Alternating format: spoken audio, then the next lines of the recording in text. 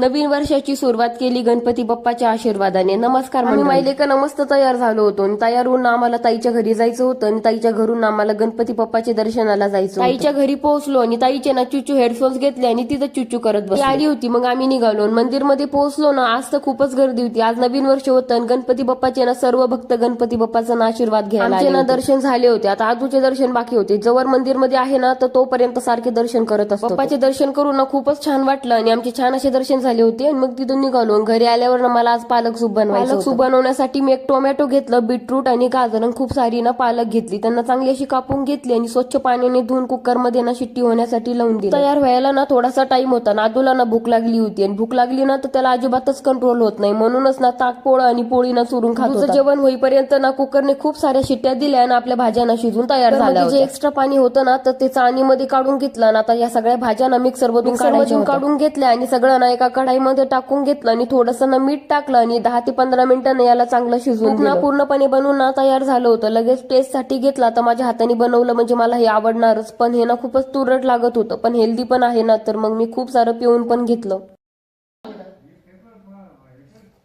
कसं आहे आलू? आंबट आहे? गोड नाहीये? छान असतो बाबड्या पी. चला मग भेटूयात उद्याच्या ब्लॉग मध्ये. आपल्या पेजला फॉलो करा आणि युट्यूब वरून बघत असाल तर आपल्या चॅनलला सबस्क्राईब करा. चला मग बाय.